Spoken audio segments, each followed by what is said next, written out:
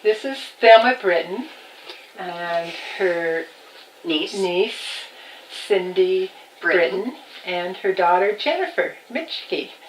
And we're going to listen to some early memories of Thelma and her life growing up, and then when she moved here to Wamic.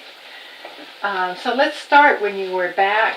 Tell us about where your family origin is, where you came from.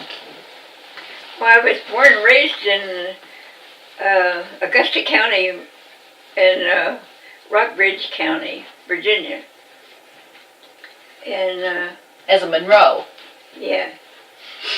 And I grew up back there. I came here in 1946 after Leo and I were married. But back in 1937, I was a sophomore in high school, and it was a girl from out here. Her name was June Walters, and she put her name in a Western magazine for pen pals. And my sister started writing at her, and so her sister didn't want to. Her sister didn't want to write, so she gave her letter to June's sister. Her name was Hope Walters, and my sister and Hope were pen pals. Is this Walters Corner? Is named after? Oh, that's okay. June Walters, and Hope Walters was in high school with my husband at Maupin High School. And so I thought it was kind of fun to have somebody to write to. So I told her to send me somebody's name to write to. And so she sent me Leo's name, and we started writing. I was a sophomore in high school, and he was a junior at Maupin High School. And we started writing in 1937. And then it wasn't until after the war, and he was in the service, that we met each other. But we'd been writing for 5 years, and it just seemed like we knew each other. I knew him, and it seemed like we didn't have any getting acquainted to do. We already were seemed to know everything about each other. And I don't know, we always assumed that we would get married. From the beginning, wow, we talked about someday we'd get married, and eventually we did. And tell him where you first met him. You first met him. Oh, well, he was in the Air Force, and he was in Colorado or Arizona, I can't remember. But he said that he wasn't supposed to go more than 50 miles away from the base. But if I would meet him in Chicago, he would take a chance on getting to Chicago and meet me. And that was back in 1942 at that time. And so one weekend, of course, my mom had to go along. I was 22 years old, but I had to have a chaperone. And so one weekend we went to Chicago to the Palmer House. Somebody had told him that Palmer House was a nice place. Well, off of the subject, but the Palmer House, my granddaughter was there this summer, or this spring, at the Palmer House and brought me a mug. Oh. It's the Palmer House. And it's still a fabulous place. Yeah. Wow. It's a fabulous place. You should look it up online. It's gorgeous. It's a really beautiful place.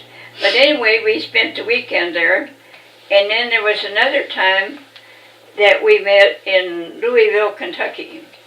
And that was the only time we ever saw him till he was moving from Fort Myers, Florida to Columbia, South Carolina. And he had 10 days. So he came up to Virginia, and he was there for 10 days. We decided we'd get married. So he was supposed to go to Columbia, South Carolina So we decided we'd just go down to Columbia and get married. Ah. So that's how it started. And then it was 8 years that she came along. Well, Dad was gonna stay back there, wasn't he? He was gonna get a job back there. He did have a job. He got surveying, a job. or He got discharged from the Army in, he had him get his discharge in North Carolina, so he would be back there. And so he got a job as a surveyor, and he was working, and then it was in March of 1946, and his dad got the mumps. He was here on the farm. Oh. His dad got the mumps, and he had to come home and do farm work. Ah. So that's how I happened to be here in 1946. Okay, let's go back now when you were pen pals or before. Yeah. And what was your life like back in West Virginia or Virginia. Virginia. Well, I just got out of high school and decided I didn't want to go to college, so I got a job at DuPont. It was a DuPont company there in Waynesboro, and I got a job at DuPont. Started working because I didn't want to go to school. I hated school, and so I started working at DuPont, and I worked there for 6 years. During the time he was in the war or in the service. What did you do there? Pardon? What did you do there at DuPont? It was, we were making rayon, and then we started making nylon. But with a lot of plastics involved. Mm-hmm. And the plastics part is what they put in the atomic bomb. Ah. So did you know that? Or you probably we didn't know it that. till after the war. Ah. They told us after the war. Ah. But it was so secretive that when they shipped something away from there, nobody knew where it went. It went to a certain place, and from there it went to another place. So they kept sending it to different places. So it was no record of it. So nobody had the whole Nobody picture. knew where it Everybody went. had a piece of it. Mm-hmm. And they kept switching jobs, Ah. making them change jobs. Yeah. What about going back even further? Some of your earliest memories. When you were little, Mom. When you were. Oh, when I was little? Well, the place where I was born had been a mining camp. Mm-hmm. And I was born in the commissary where they had at this mining camp. Coal mining?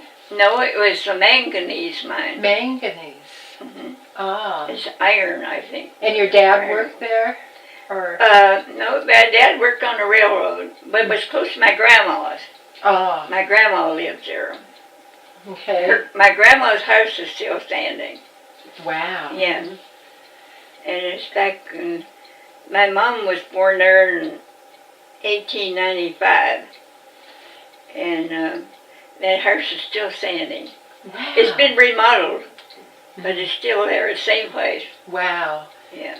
And what are your memories about childhood, playing, what you did for fun, or how you spent your time?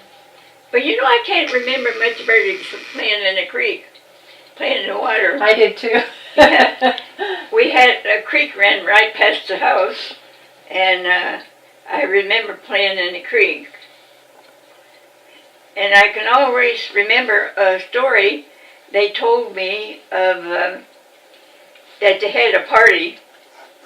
One night they had a party, and all the guests were giving me little sips of their booze, and then I fell and skinned my nose.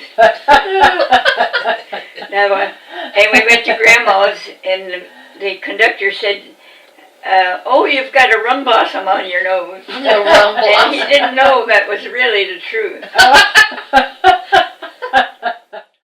Some of your relatives did make moonshine. Well, I think my uncle did. I wouldn't swear to it, but I think when my mom's brother made moonshine back on those hills. Yeah.